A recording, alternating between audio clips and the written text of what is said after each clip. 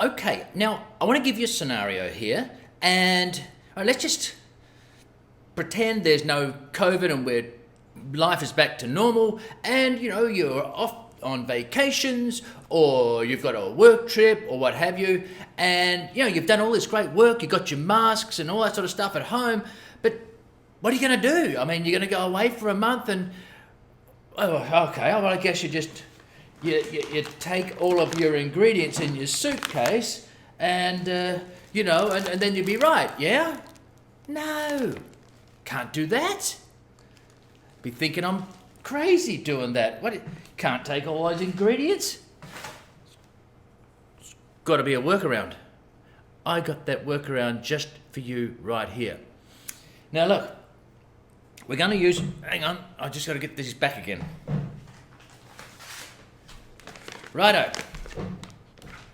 You're going to love this for its simplicity and its effectiveness. So we're going to get some rolled oats. Now, this is already ground up, so, good-o for me. Don't have to do that. And you've got to have your kaolin clay. We're going to have 0.7 ounces, which is 20 grams of each of those, okay? Now, blimey, let me just put this down here again. It spills everywhere because my cat decided this. I had it on the floor and she started putting her claws into it, so it's got all these little pinholes, so it makes a hell of a mess, right like that right now. Righto, back to what we're talking about. Now, I'm going to do this half and half chamomile and calendula because I've still got a stack of these on hand. You could use lavender, you could use just calendula, you could use just chamomile, all good. Now, here's what you're going to do. Now, if your rolled oats are not ground like mine, you need to grind them. You need to grind these. Now, I hear what you're saying. Oh, look at him, hey? Big shot. Look at him. He's got a designated coffee grinder to grind his own thing. Wow, must be nice to live the good life, the real... No, just steady up there, Tig. I don't have a designated grinder. I'm old school. I got to do... No, let me show you what I do.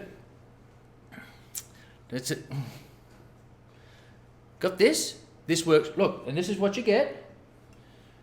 Beautifully ground, 5 grams. It's all in your resources. So, it's a bit... that's that. And there's my calendula, 5 grams of each, nicely ground. So if I don't have a coffee grinder, how do I do it? Oh, let me show you. You too can do this. Righto. See that? Now look, put this down here. Let's get some chamomile flowers. Just put a little bit here, off camera. Now you're going to have to pull the sticks out. You probably have to do that with your designated grinder anyway. Right, let me just put a few of these in here. And so then you'd weigh up your 5 grams once it's ground. Easy for me to say. Righto, so there you go, look. Now, you could start off with a little diggity to make it easy for you. Don't have to make the diggity sound. Alright, I'll try to do this. Normally I wouldn't have this up like this. Now, don't do what I did originally a long time ago and use my thumb and my fingers to do this, because then you don't have any fingerprints left. So that's a bad idea. Mortar and pestle.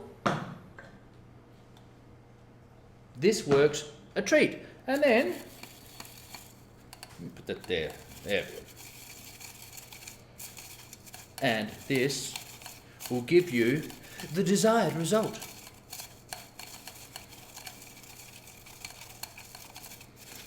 The aroma coming off this chamomile is amazing. So you do this with both chamomile and, as I say, it's a little more labour intensive. But if you're not living the good life, like those people with their designated grinders, you got your own grinder right here. All right. So you get that, then you'd weigh it up. Righto. So, as I said to you, kaolin clay, 20 grams. Ground oats, 20 grams. 5 grams of the calendula, 5 grams of the chamomile, or you can do 10 grams of calendula, 10, whatever. And then we're going to mix them together, and then I'm going to show you what we're going to do. The magic starts to begin. Righto.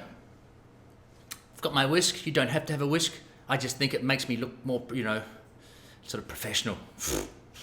Anyway, oh look, I told you about, I don't know whether you can see this on camera, but can you see those little holes in there? That's what I'm talking about.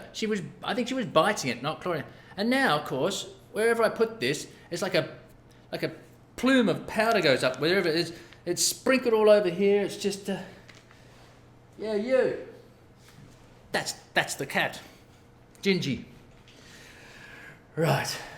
Okay, so I have pre-weighed 20 grams of kaolin clay, 20 grams of ground oats. Yeah, you. 5 grams of my calendula flowers. 5 grams of my chamomile flowers. And then we just whisk away. Right, so we stir that up nicely. Smells incredible. And now, let me see, what do we have?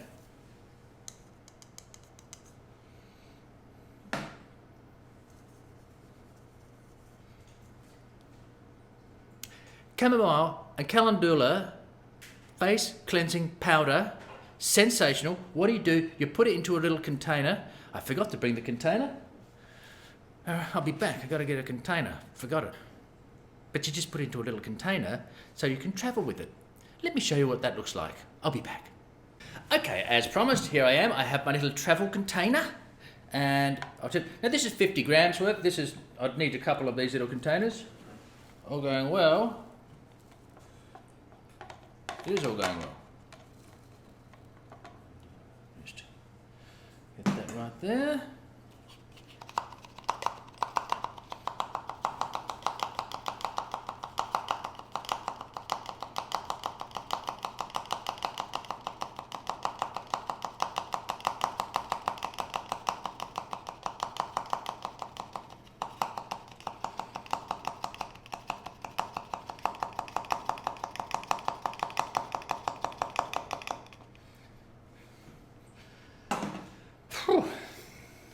Thought that would never finish. Probably you did too. Righto, look at that. Cleansing powder. How do you use it, Mark? How do you use it? I mean, what do we do now?